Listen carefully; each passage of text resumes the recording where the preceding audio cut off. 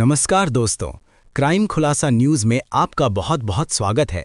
इस वक्त की एक बड़ी खबर उत्तर प्रदेश के जनपद देवरिया से है, जहां पर आज़ाद अधिकार सेना के कार्यकर्ताओं द्वारा आज़ाद अधिकार सेना के राष्ट्रीय अध्यक्ष एवं पूर्व आईपीएस श्री अमिताभ ठाकुर जी को जेल से रिहा किए जाने की मांग को लेकर आज तीसरे दिन धरना प्रदर्शन जारी रहा।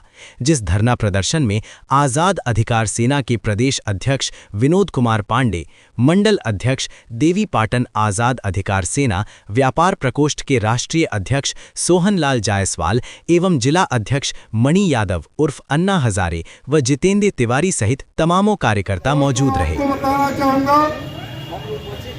जो इनकी गिरफ्तारी शाहजहांपुर रेलवे स्टेशन पर की गई, उसका कोई रिकॉर्ड नहीं मिल रहा है।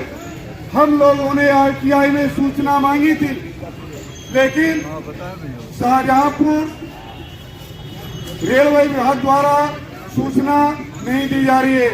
उनके द्वारा कहा गया कि किसको उतारा गया, किसको नहीं उतारा गया, हमारे रिकॉर्ड में कुछ नहीं है। अब दोस्तों आपको बताऊं, ये एक ईमानदार अधिकारी थे।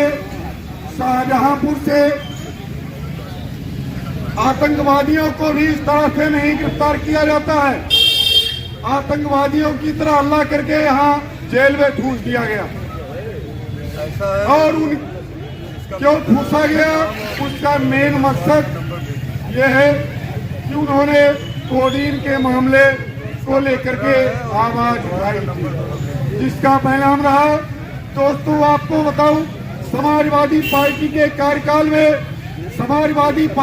कार्यकाल में जब अखिलेश यादव जी मुख्यमंत्री थे, उस समय जब यही अमिताभ ठाकुर जी सपा के सरकार में सपा के विरुद्ध धरना देते हैं, तब यही भाजपा कहती है बहुत अच्छा, यही भाजपा कहती है बहुत अच्छा, भ्रष्टाचार के खिलाफ अमिताभ जी आवाज उठा रहे हैं। लेकिन है दोस्तों, और जब वही अमिताभ जी इस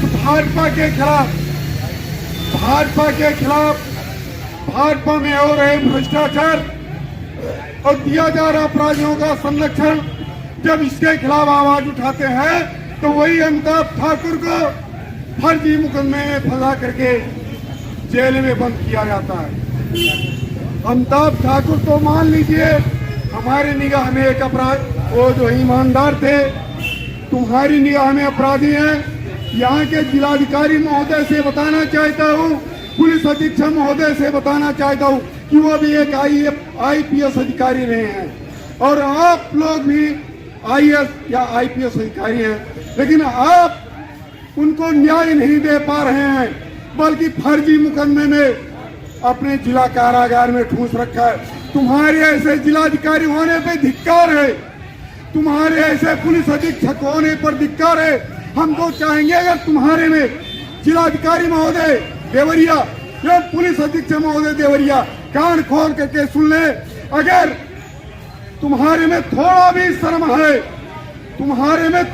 शर्म है और ईमानदार हो, तो सबसे पहले अपनी नौकरी से इस्तीफा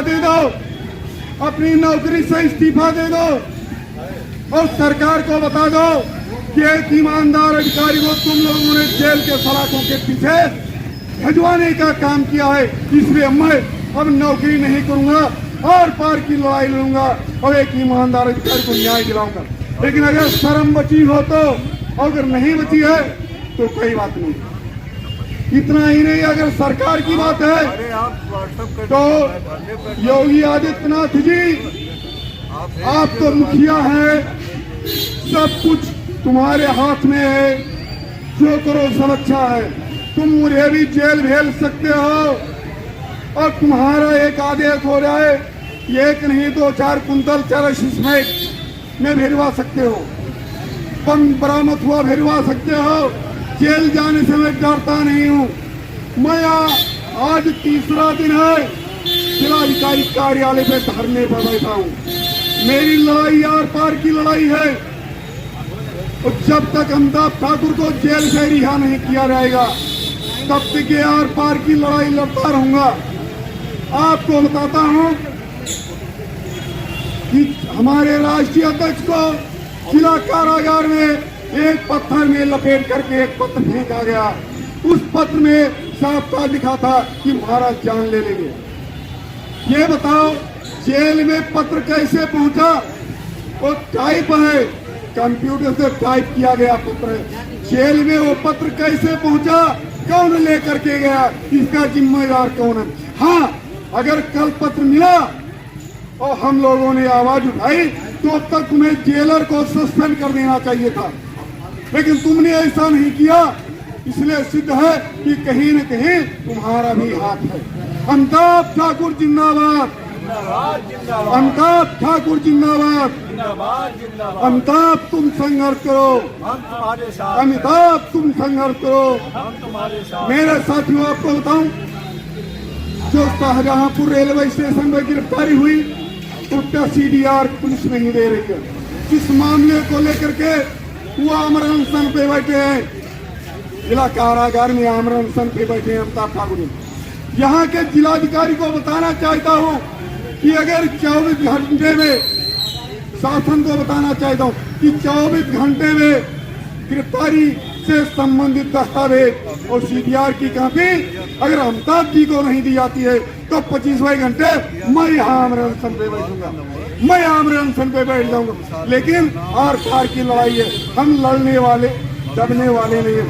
CM योगी जी, आपको बताना चाहता हूँ, एक लाइन है तुम्हारे लिए कि सितम करोगे सितम करेंगे, रहम करोगे रहम करेंगे। हम हैं आदमी तुम्हारे जैसे, जो तुम करोगे वो हम करेंगे। अब ये मत सोचना कि यार CM हो सदैव CM रहोगे, ये कोई बात नहीं है। PM महोदय मोदी जी, आपको बताना चाहता हूँ, ये सदैव कुर्सी न रही है किसी की, न तुम्हारी रहेगी। एक दिन वो आएगा, जिस तरह से अमिताभ ठाकुर जी जेल के सलाखों के पीछे है, इसी तरह से तुमको भी भेजने का काम किया जाएगा, याद रखो। इसलिए मैं चाहता हूँ यहाँ के जिलाधिकारी और पुलिस अधीक्षक को बताना चाहता हूँ कि अगर थोड़ी भी शर्म बची है, थोड़ी भी शर्म बची हो तो कृपया अपनी नौकरी से इस्तीफा दे करके एक ईमानदार अधिकारी को न्याय दिलाने का काम करें। अगर ऐसा नहीं करते हो तो मैं समझ रहा हूँ तुम भी भ्रष्टाचार में लिप्त हो, भ्रष्टाचारी हो। आने वाले दिनों में तुम्हारे लिए भी यही देवरिया जेल का गेट खुला मिलेगा और वहीं पर तुमको इलाज किया जाएगा जिस बेड पे आज अमिताभ ठाकुर जी है। जय हिंद, जय भारत।